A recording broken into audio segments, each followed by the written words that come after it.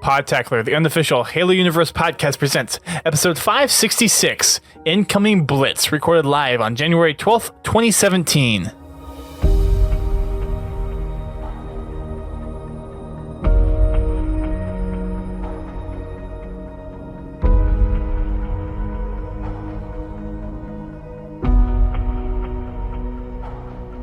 Hello everyone, welcome to Podtacular, the unofficial Halo Universe podcast. I am your host, Duststorm. And I'm your co-host, Godzilla T. And welcome to the prelude of Halo Wars 2. We are just about 5 weeks away from the launch of the game, and we have some new information on the next beta that we were promised coming around the corner. Actually, might be a little sooner, or actually a little later than some people may think, because we're 5 weeks out and we're getting a beta next week, which is kind of weird. Anyways, there is some new information regarding some of the Halo Wars 2 pre-release stuff and the collector's editions and all the different physical editions that you can get, and a whole bunch of other things that kind of came out over the holidays when the staff kind of took off from writing community updates. So because we actually recorded this on Thursday, because Tuesday my work decided to make me work 12 hours that day, we didn't get a chance to record, so we pushed it back to Thursday. And no joke, 30 minutes before we started recording, they released the community update. So we've got quite a bit of stuff to talk about. But let's go ahead and start with that, and then we'll get into some of the Halo Wars 2 Blitz beta stuff that people are probably interested in hearing. So we'll kind of skip around that stuff for now in the community update, and we'll go to some of the other stuff. So we'll get to like pre-orders and collectible stuff and whatnot. We'll loop back around to that in a second. So, first thing on the community update that's not Halo Wars 2 specific is that the first event for the Halo World Championship Series 2017 season is starting up here in just over a week. So the first official event is going to be in St. Louis for the weekend of January 20th through the 22nd, and that is UGC St. Louis. All that goes down starting at 10:30 a.m. Central Standard Time over on twitch.tv/Halo. And in normal fashion, they're going to be giving away Halo 5 Gold Rec Pack codes that you can redeem over on halo.gg and get some free Halo 5 Gold Rec Packs. I got 2 from watching the Winter Finals, so that was cool. Cool. I may have to tune in. Yes. Live to twitch.tv/Halo. And they're also broadcasting it over, I think they've been broadcasting it on their YouTube channel as well as their new Beam channel. And Beam is actually the most live time version of the broadcast that you can get, since it has this low latency broadcaster. So any one of those platforms where you like to watch your favorite streamers, whether it be Twitch, YouTube, or Beam, any of those places, you will likely be able to find some nice Halo action to go watch. For the attendees of the event, there's going to be an exclusive legendary emblem that you can get for attending the event. And there's a seeding match cup that's actually happening this weekend that's going to help seed the tournament, but nothing too huge. It's not going to be officially streamed, but that is happening this weekend. And there's some other updates that got posted over the weekend as well regarding some information for the Halo Wars Championship that's coming up, and the finals for that is going to be another Halo tournament it's going to be in California. I don't think it's going to be in Burbank. I don't know if it's going to be in the same place it was last year or not. They haven't released details on that yet, but I'm hoping that we can go out there next year and help cover that, get some more interviews like we did last time and all that fun stuff. And there have been some team changes, of course. Team dynamics always seem to change. And we'll have to see with how things kind of went with CLG kind of just blasting everybody out last year, and the dynamics that have changed this year on who's really going to put up the fight. And also the international teams that will be coming along to battle for that title as well. Lots of interesting things going to happen with the Halo World Championship and the Halo Championship Series. Definitely. It's going to be interesting to see what the team changes do. they always seem to change up a little bit of the dynamic, and I know a lot of the roster changes always tend to lean favor in one team's direction or another. And I mean, the fact that CLG kind of lost steam, and I think they traded maybe 2 players out, it was either that or did they disband? I don't remember exactly. But either way, there's always team dynamic changes. There's usually team changes throughout till like the last 2 weeks before a big finals or whatever. But it is what it is, and we are looking forward to what's coming. Personally, for me, the big thing for the Halo World Championship Series, or not Halo World Championships, I'm mixing the two. I keep on doing that. Sorry, folks. The Halo World Championships is seeing the international teams come and play and seeing what they're able to do and how they adapt to the playstyles of the Americans, since the Americans have had Halo for a long time and they usually get a lot more playing time because of being in the populated area that plays a lot of Halo. But it would be nice to see if another international team can break that top half ranking. As we saw last year, one of the UK teams was able to hit top 8. So it'd be nice to see if we can have another international team hit top 6. Yeah, it's always good when you see the international teams do well. Unfortunately, they seem to have a disadvantage when it comes to playing here in the States against the American teams. But yeah, the last time it was really impressive to see them make the top 8.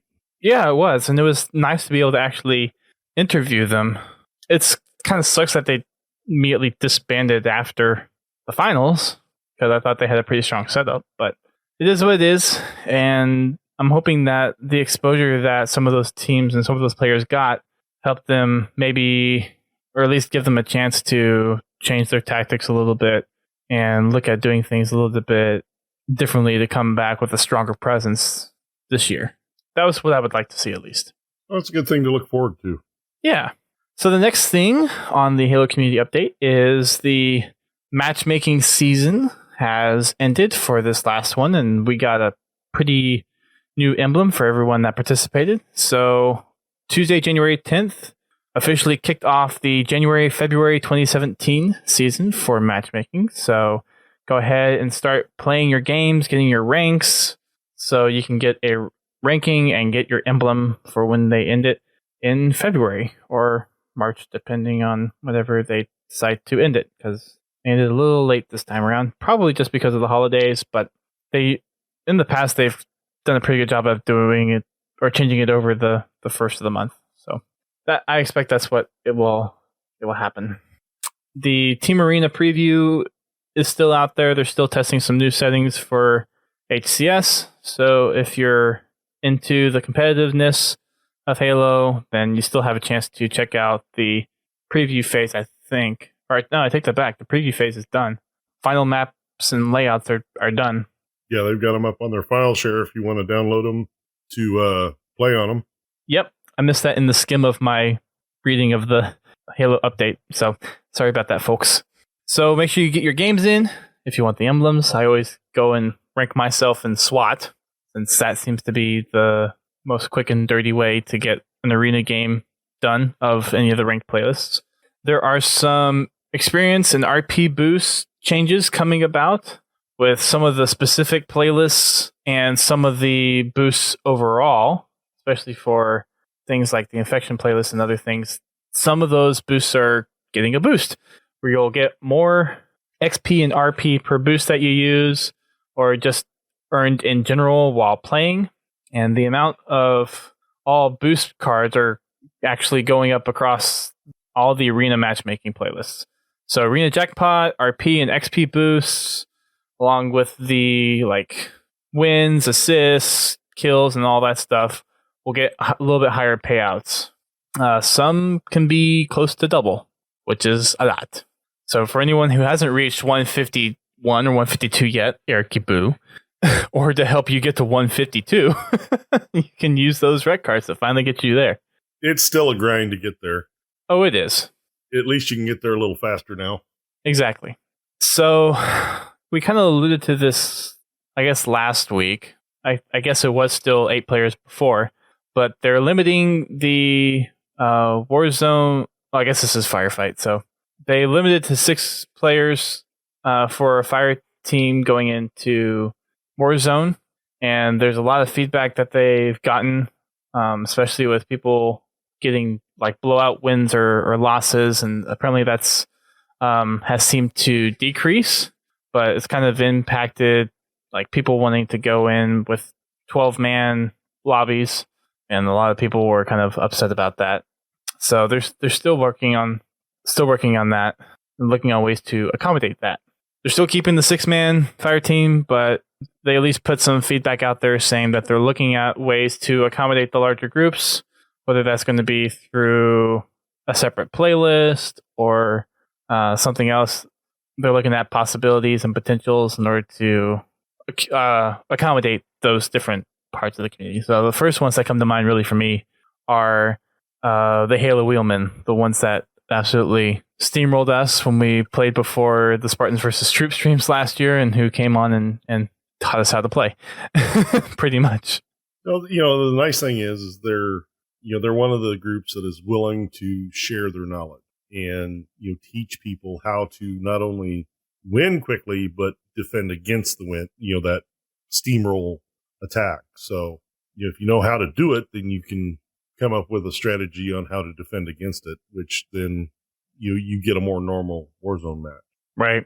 And if they have a specific playlist for 12-person teams where you are required to launch the playlist, have a 12-person team, then that's great. I mean, that seems a good idea. Don't know how practical it is, but we'll hopefully we get some more information on that here pretty soon. Yes, we will. So the next thing is the next Warzone Mythic Weekend. Starts tomorrow, the 13th, and goes to the 15th, and it's going to be on Raid on Apex 7. So I know you've played a lot more Mythic Warzone than I have, so what are you expecting for this to really be kind of the troublesome points for Raid on Apex 7? You foresee any? Spire is probably going to be anything thanks, around Haas, Spire. For subscribing. 2 months. Hey, Haas, we've got some things to say to you. Anyway. For later, yes. Sorry for interrupting. With Warzone, on Raid on Apex 7, anything around the Spire is probably going to be pretty difficult. As far as the beaches don't seem to be as difficult because you've got a lot more room to move around and a lot more cover you can get to, and you can engage at long range. But anything around the Spire, you've got to get pretty up close and personal. With the amount of damage that the mythic enemies can incur, being up close and personal is not exactly the best place. I suspect a lot of losses. So one of the things I notice whenever I go and do my daily Warzone firefights and whatnot is whenever it gets to the 3rd, 4th, or 5th round, sometimes you'll be stuck on one side of the map and have to go all the way to the other side just to find the boss, and it can cost you a good 45 seconds to a minute of time. So do you have a particular strategy that you use? I always try to at least go towards the beach on the outer side and stay there whenever I'm in transition between those later rounds. Well, it kind of all depends on where, see that, especially on Raid on Apex 7, the vehicle spawning, it's going to spawn you in the opposite base. So if you're bringing in tanks or Mantis or Wraiths or anything like that, you've got a long trip because you've got to traverse to the other side of the map. If you're going to engage with weapons like Answer or fuel rods or anything like that, get that. And if you have the wreck, grab a mongoose and beat feet to the other side of the map. That's about all you can do. Or if you're not sure where they're going to spawn, because there is a pattern, and as you play more of the Mythic firefight, you will pick up the pattern, especially since it's on the same map. You'll kind of be able to expect what's next, and you can start heading that way. But my recommendation is, if you're not sure where they're going to spawn, be at Spire, because it's the shortest distance between the 2 points. You can quickly get to either either of the garages, whether it be you on foot or, well, you'd be on foot. And as far as your weapon choice, that's totally up to what boss spawns. Some bosses you really do need, you need to bring in a lot of tanks or Gauss turrets or Ultra Banshees, things like that, because you need the extra firepower. Because especially in that 5th round, those mythic bosses, they take a lot of punishment to take them down. In regular heroic or regular Warzone, before they split it up into 3 levels, everybody knows that a mythic boss, you really got to pound on it. Well, triple it for mythic Warzone, because those bosses they just got a lot of health and they can absorb a lot of punishment. Be smart about how you attack the boss. Like if you have hunters, make sure that you've got people moving around behind the hunters. Same with Warden, to hit the soft spot in the back. And it also keeps them moving so that they're less likely to use their heavy attack, like with hunters, the fuel rod cannon. If you keep them moving and you don't give them a chance to actually set, then they can produce less fire. But you got to be careful with that. When they start turning for you, you need to make sure you find cover, because they will blow right through you pretty quick. If it's the Grunt Goblin, good luck. There you go, folks. There's a little bit of possibility that you might be doing that tomorrow for Fragment Fridays, right? That all depends on if the lobby's brave enough to try. So I know we're kind of skipping ahead a little bit, but how have the lobbies been for Fragment Fridays, and how much have you guys ventured into doing the Mythic Firefight? Well, last weekend we didn't go into Mythic. Actually had a large enough lobby. We went into Customs, and we played a lot of fun Customs. One of the people that joined us, I can't think of the name of the map, but suggested a map. And the forger has created basically a bunker, and he has created a point system, or he kind of created his own little wreck system. You earn points by killing the mantises, which he's got scripted to move towards you. This is actually in the update, so I'm glad you're actually talking about this. But it's really a cool map. What was the name of it? Hang on, let me scroll down, because it's the Night of the Mantis. Yeah, Night of the Mantis. Anyway, he has all the mantises that they come charging towards you, and it's all automated. They're scripted to move forward. And the great thing is, on the opening cutscene, you actually see mantises walking across the map, the feet moving and walking across the map. Of course, they're crouched and their hatches are open. But, you have the standard mantis, you have the corpse mantis, you have the Oni mantis. Each one of those has different health rates. Standard mantis is low, moves at a medium speed. The corpse mantis is low health, but it moves faster. The Oni has high health, but moves slow. And then you have the Tundra mantis, it's right in the middle. Medium health, medium speed. And then you have the Hannibal, which is your hardest one to kill. It has high health and very fast movement. The nice thing about those is they do put a danger indicator on them to let you know that they are coming, so that you can coordinate with your fire team and focus fire on those, because it does take a lot of fire to bring them down. When you spawn in, you have a rack of ARs with the vehicle damaging bullets. I can't think of the name of them now. Brain fart. But anyway, they actually do a really good job of taking out most of the mantises. And it's an infinite spawn. You can go over there and respawn. You can go over there and refill anytime you want. One tip is you are all on separate. It's a free for all, but you are working as a team to kill the mantis. The goal is to kill the mantis as they come towards you. So be careful when you're using high powered weapons like fuel rods or chain guns or snipers, because auto aim will pull your aim into your teammates. So you've got to be very careful about that. Thank you, Eric Yabu. Kinetic bolts on the ARs. Oh, okay. Now, as you progress through the rounds, you earn points. There's a room behind you filled with weapons. Some are 5 points, some are 10 points, some are 15, some are 20, some are 30. As you earn points, you can go back there and buy weapons. but you have to coordinate with your team because there's only one pile of points. So all the kills that everybody gets, it's cumulative. So if you go back there and buy a 30 point item and all you had is 30 points, you only get that one item. And no one else can get any more. And nobody else can get any more. The nice thing is with the weapons that have actual ammo capacities, your fuel rods, your sniper rifles, railguns, in between each rounds, you can go back there and you can refill them. You don't have to buy them again. But your higher powered ones, like I think there's a George's chain gun in there, I believe you have to buy it every time. So you got to be smart with your points to make sure that everybody is in agreement of what the best thing to pick is. And as you pick up as you get weapons, if you want to buy another weapon, make sure somebody picks up the one you just dropped. So if you've got a railgun and you want to switch to the sniper rifle, make sure somebody picks up that railgun because they can refill it and they can still use it. And then by middle of the game, everybody's got a power weapon to help take care of these Hannibal mantises, which, like I said, they do take a lot of damage before you kill them. But it was a lot of fun. We played a little bit of prop hunt. That is... Wait, there's prop hunt in Halo 5 now? There is prop hunt in Halo 5. What? And they've got a good twist to it. Instead of just being rocks or boxes, you can be a tree. You can be a cone. Of course, you can be crates. I think there's a chair in there.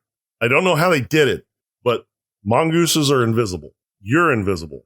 The one thing you need to do when you're playing this game is make sure when you find your hiding spot to switch to the passenger seat so the headlights on the mongoose turn off. Because while you're in the driver's seat, you have these two glowing lights that stick out of the front. So, it's like, here I am. But anyway, it's a lot of fun. So wouldn't someone be able to just determine what you are if they just run into the mongoose? No.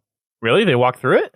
Most of the items are big enough that it hides the mongoose. Like the cone, if somebody walks the right way and walks right up next to it, they might notice it if they're paying attention. But you spawn with a blaze of glory and a railgun. You have limited amount of ammo.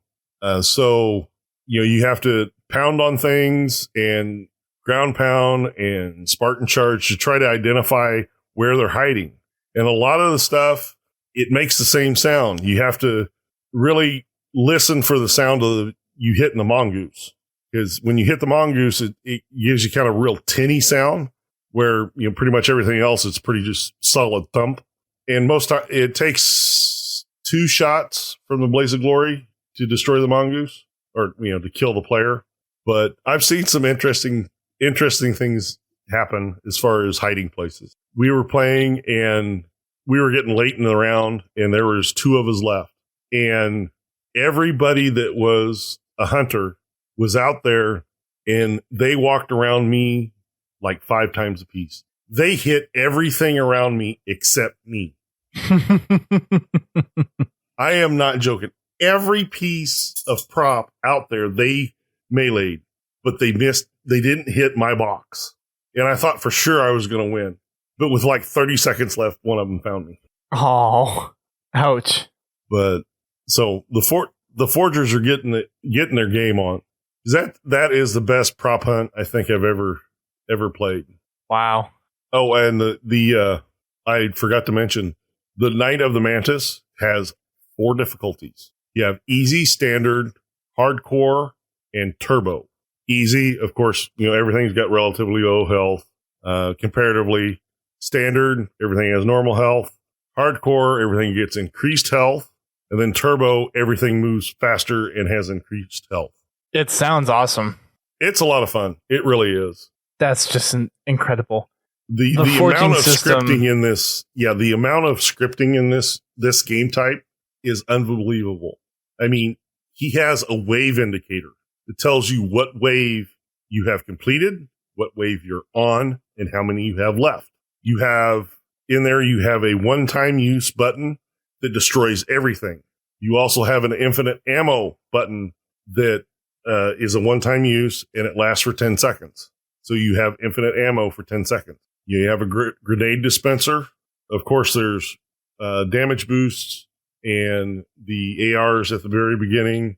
you have different, and in the room you have different weapons, and the costs are displayed right above the right above the weapon, so you know what kind of cost it's going to be for the points. The only downside is it doesn't look like because I just tried searching for the game type, and the game type's not on Halo 5 file share. You probably have to go to the person's personal file share.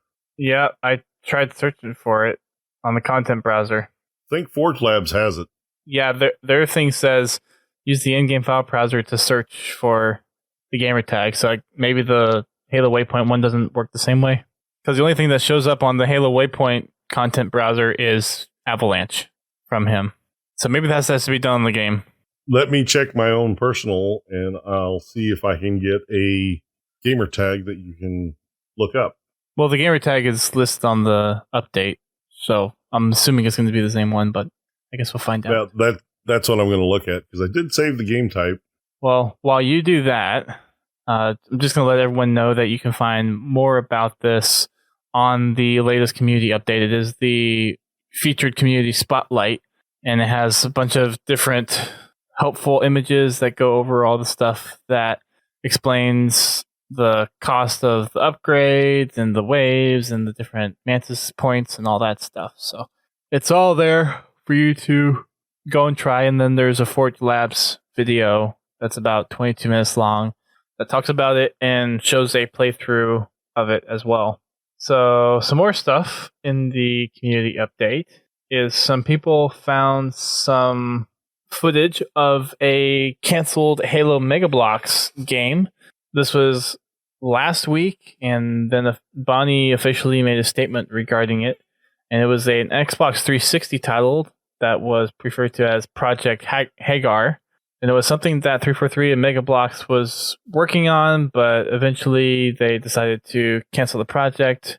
And it's basically Halo and Mega Bloks. So kind of similar to some of the older Lego games that you've seen, and like all of the stuff is made out of Mega Bloks. It's kind of a third-person over-the-shoulder shooter type of thing. There's a little GIF up on the community update, and there's some stuff that's been shown around on Twitter and Reddit and all that stuff. But unfortunately, it did not come to fruition, and they canceled it. But Bonnie Ross made a statement, and she said, over the past few days, footage has recently made the rounds of an exploratory 360 project we worked on several years ago known as Hagar. Since then, received a lot of great feedback from the community. Hagar was something we prototyped with our friends at Mega Bloks that focused on the elements of action, exploration, and user creativity found within the Halo universe. Hagar had a lot of fun ideas and invention behind it, but ultimately didn't progress beyond the early prototyping levels that are shown in the recent video. This is just one example of several similar projects that we have evaluated throughout the years, process that we continue exploring on an ongoing basis. Just like the, Halo 2600 DS game? Yeah. Trying to think what other projects I've heard of that were considered to be official games that eventually got canceled. I know there's one other one that I've heard of at least before, but I can't think of any others. I'm sure Laird can chime in on some of the other Halo titles that were considered and eventually canned. But it would have been interesting to see something like this kind of come full circle. Yeah, most definitely. People really enjoy the Lego games, and having a Mega Bloks game for Halo, I could see that being pretty successful. It gives a little more leeway to kind of a cartoonish thing that they could do that maybe would be able to just have fun outside of the fiction. I don't think they would do anything like maybe official universe canonical stuff with the game, and maybe it would give them a little freedom in that. No, it's interesting that the game type is not on his file share. Even on the Xbox One file share. Or I guess the Halo 5 file share in game. Yeah, let me double check the Halo 5 file share. If anybody has trouble finding it, I do have it in my bookmarks, so if you want to just browse my bookmarks, that works too. There you go. The last thing that's non-Halo Wars 2 specific, there's a couple of things. There's another Forge Spotlight that kind of goes over some things that Forge Hub had posted. There's a self-playing piano, there's Halo Wipeout, and then there's an aesthetic castle that was made. But other than that, with without regards of the Halo Wars 2 stuff, there is a 343 spotlight for Olga Zinoveva, and she was named as one of Forbes' prestigious 30 under 30 for working with Microsoft Studios at 343 Industries. I haven't really had a chance to read through this at all, but she is basically handles all the characters and enemies and how they kind of fit into the Halo games from a cinematic perspective, how they go into the games, I guess. So she's a producer on the Halo character team, so that's kind of as far as I got. We'll read through it and we'll talk about it more next week when we have the time to actually digest all this stuff. But there is an interview up there, and it's actually been a while since we've seen an interview. I think the last one we had was for Brian Gerard when he became community manager, and before that, I don't think we really had much of a who's who of the studio before that. So it's a nice little look into the studio. So if you have a chance, go over and read that, and we'll recap it for next week when we actually have time to read through the interview and actually do it justice. So on to Halo Wars 2 stuff, which I'm sure everybody's excited for, with the upcoming Blitz beta that is coming on January 20th, 8 days after the recording of this podcast. And just before that, you'll see some news outlets start reporting on some stuff regarding Blitz, including us. We got a chance to get an early look at Halo Wars 2 Blitz and some new campaign stuff over the past week. And we'll be showing that off on our YouTube, and we'll be discussing it on the podcast as well. We have a little interview with Clay, I forget his last name at the moment, and Al Hope, who are some of the developers on the project. So we got some nice little Halo Wars 2 goodies coming out and coinciding with the beta release.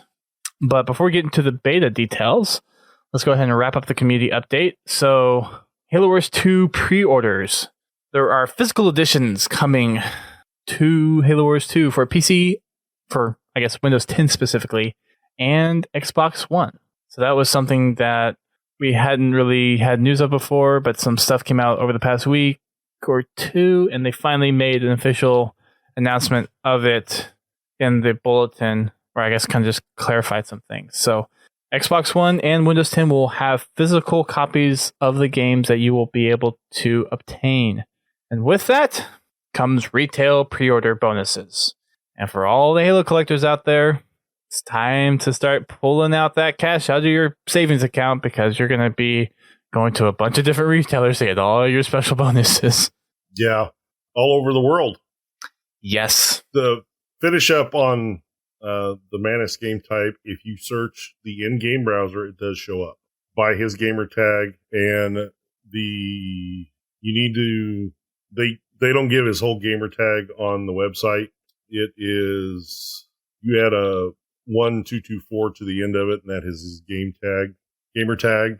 I would pronounce it, but you'd never be able to spell it the way I pronounce it. So check out the beta, or check out the community update, and it will show you his gamer tag. Just add 1224 to the end of his gamer tag, and you will find his bookmarks in the in-game browser. So it includes the 1224 on the update, but it just doesn't work on the web browser, I guess. I didn't see it, but maybe I'm just looking in the wrong spot. Yeah. It's at the very end, right before the play of the week. It says, to get the mode and all the difficulty options, add Juliana's 1224 on Xbox Live. Well, that's probably why, because I didn't look all the way down at the bottom. I looked at the top. It's okay. But anyway, just search him on in Halo 5, and it will pop up. Or if I'm already on your friends list, just look at my bookmarks, and you can bookmark them from there too. Okay, so for the pre-orders, they've gone ahead and shown off some of the pre-order bonuses. Unfortunately, they haven't told us which retailer is tied to which specific pre-order bonuses, but we do know so far that Australia is having a Steelbook case for Xbox One. Laird was the one that told me about that, so Laird, let me know if they have that for PC as well. I think it's just Xbox One, but you can correct me if I'm wrong. There's some patches that you can get. There is a Banished patch and a Spirit of Fire patch that you'll be able to nab. It's a little collectibles patch set. And then, of course, there's some of the digital pre-order bonuses. So one example that they gave is there's going to be a Captain Cutter pack. And you can get some cards for your Blitz deck. And the one that they're showing off is a Trooper Hornet. That's 130 points. Marines, which is 20 points. Hellbringers, which is 10 points. Close Air Support, which is 180 points. And an ODST drop, which is 80 points.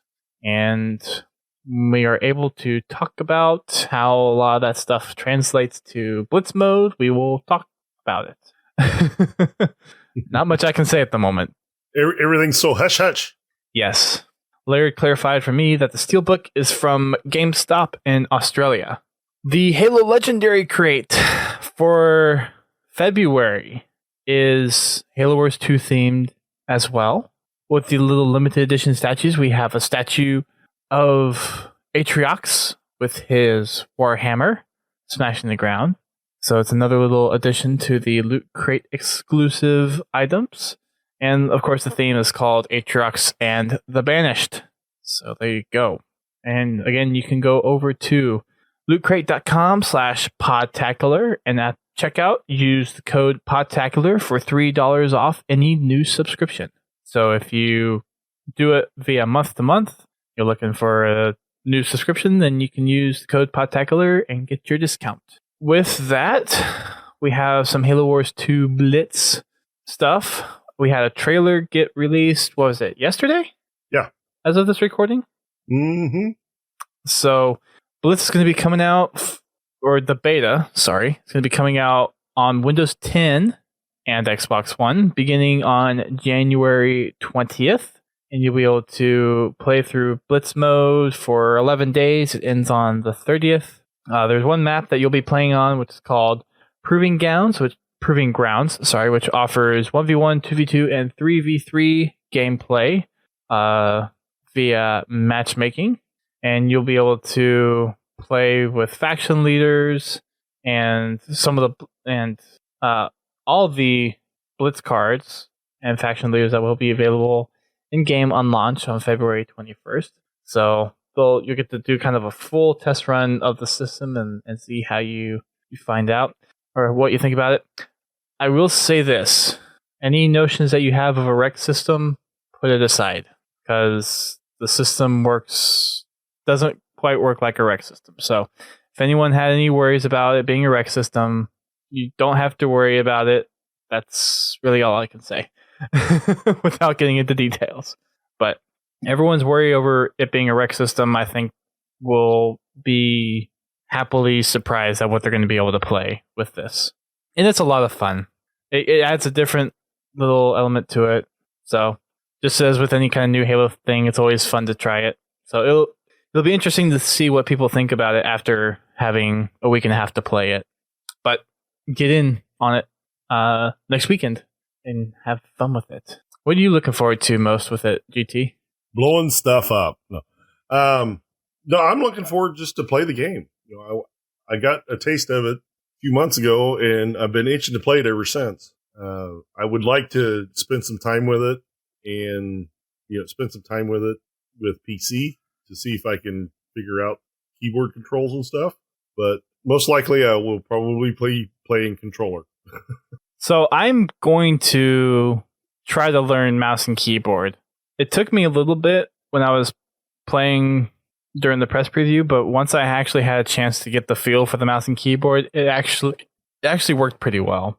So it's just kind of a matter of whatever your preference is. I mean, they've made this to kind of coincide with both controller and then mouse and keyboard. So I'm sure whatever people want to go with, it will work either way. But being that it is an RTS and you have the ability to play it on PC, my personal recommendation would be get used to the mouse and keyboard because it's a lot more versatile and you can do a lot more things a lot more quickly with mouse and keyboard.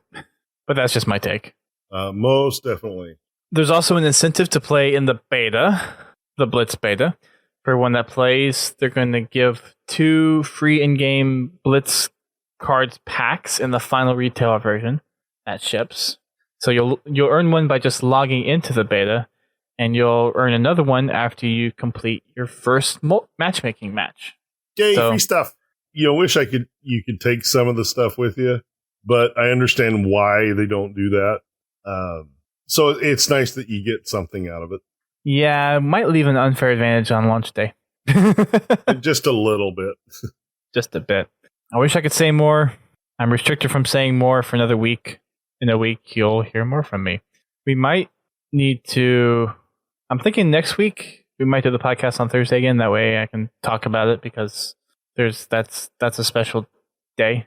That's when embargo lifts. It's a special day. Yes. News on Halo Wars 2. That's embargo day. So I think we'll do it on Thursday for next week. Okay. If that's okay with you. That's fine. All right. Cool. That works for me.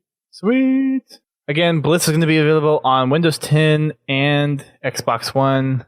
I believe just like Halo 5 Forge, you have to have the anniversary update and probably some of the latest patches as well to play it. So make sure your PC is up to date. I did see over in our Discord chat earlier that the latest Windows update, the one that got released this week, actually has some issues if you have a dual monitor setup or a multi-monitor setup and do games on there. So possibly stay away from that patch or uninstall the patch if it's giving you issues with playing games in a multi-monitor setup. So a word of caution brought to you from Laird. So it looks like I will be playing it on Xbox. So I'm going to try to play it on Windows 10. I have the definitive edition I could at least test it out with that I haven't touched yet. Yeah. So there is that. I run a multi-monitor setup, so I will probably try it and see if it works, but I'm not unplugging monitors. Multi-monitor is the only way to go. Once you go multi-monitors, you never go back. You just don't. It is what it is. So that's pretty much it for tonight. We'll have more to discuss next week as we read through the interview with the person from 343. And I'm hoping I'm saying her name right. I'm sorry if I'm butchering it, but Olga Zinoveva. We'll read through the interview about that and kind of talk about it more next week. And we'll also talk about Halo Wars 2 Blitz mode and some campaign stuff next week as well. Looking forward to what you guys have to say about Blitz mode. I personally had fun with it. I think you guys will too. It's a nice new way of playing an RTS, and I think it works well with Halo. It definitely is different. I can't say that I've seen anything like that.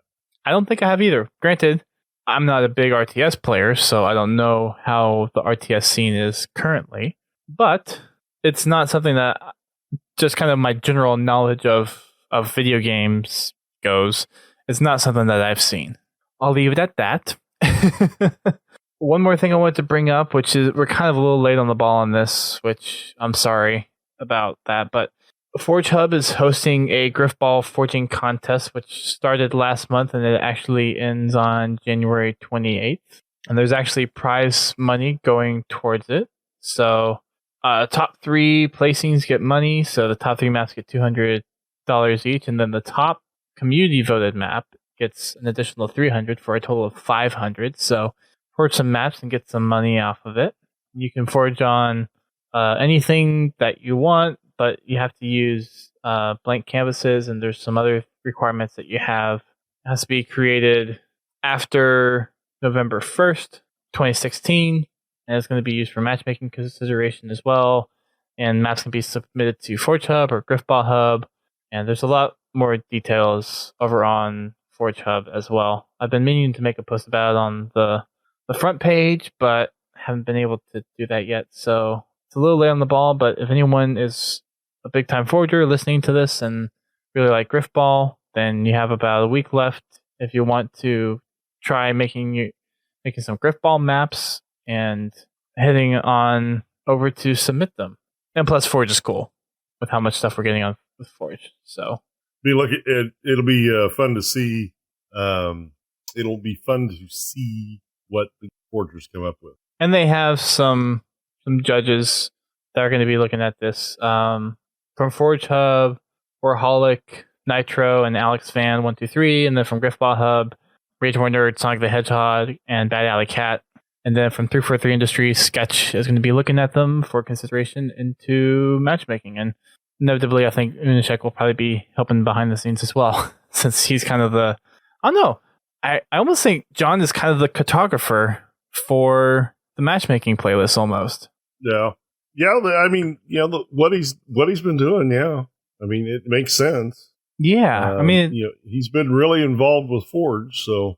And customs and supporting it. So while he may not be a creator of Forge and customs content, he's definitely a curator of one. Especially with the infection. Yes. He loves his infection. Absolutely loves it. Yeah, we could tell. So that's going to wrap it up for this episode of the podcast. Thanks everyone for tuning in. Again, we'll be back with more details next week with regards to the Blitz beta and Halo Wars 2 with what I got to see this week during the press event for Halo Wars 2. And we're just around the corner for Halo 5 being released. Or sorry, not Halo 5, Halo Wars 2 being released February 21st, right? Uh-huh. Literally 5 weeks or so away from coming out. A little late for a beta. It's more kind of a tease, I think, more than anything else at this point. But it'll be nice to get some hands-on with it. I'm pretty sure the community is going to like it. At least I really enjoyed it. I hope everyone likes it.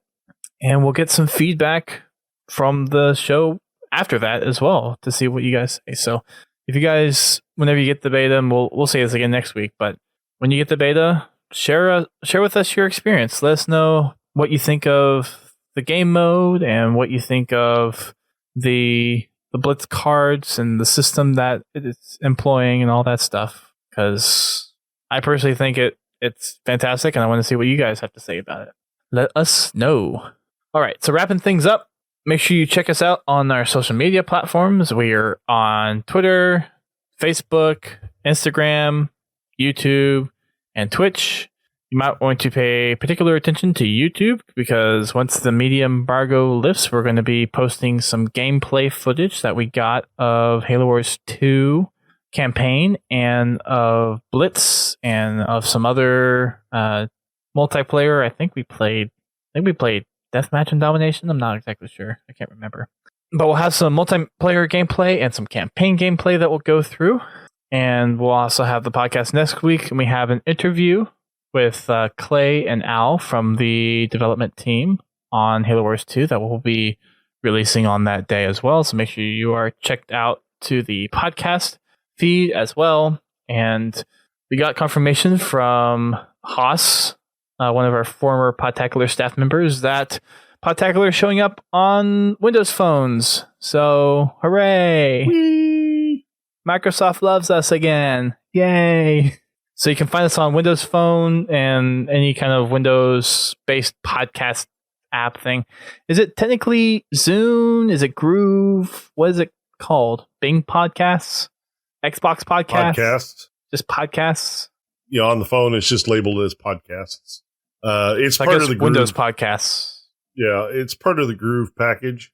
It's part of the Groove Media Player Suite. In like the phone, you have independent players for music, for video, for podcasts. It's not just one player like the old Zune player where you had one player, but it was broken up into categories. You had video here, audio or music here, podcasts here, video podcasts here. They don't break it up like they used to. Got it.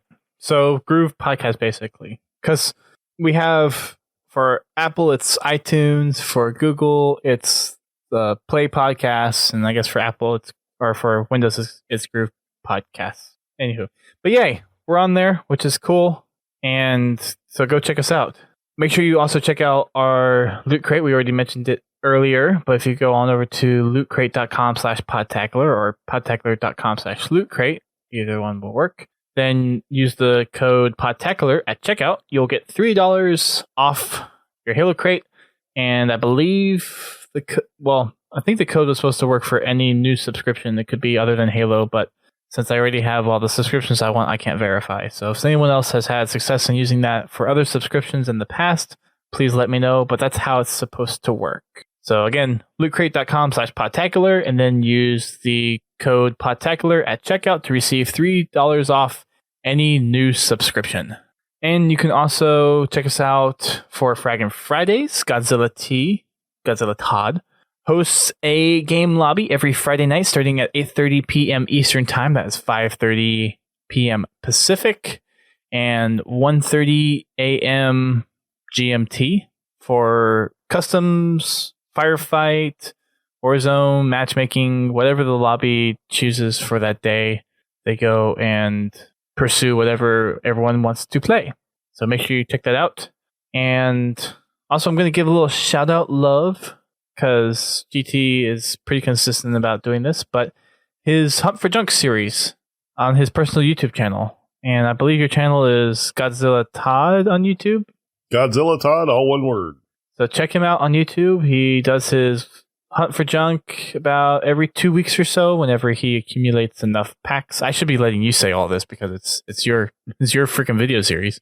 Yeah, basically what I do is roughly about 100,000. When I collect around 100,000 rec points, I go in and buy a bunch of gold packs, and then I do a video of opening them. Some weeks that is 1 week. Sometimes it's 2 weeks. It kind of all depends on, how busy personal life gets, because everybody knows that gets in the way. Unlike Eric Kabu, which has all the free time in the world. We're not envious at all, if you can tell. No, not at all.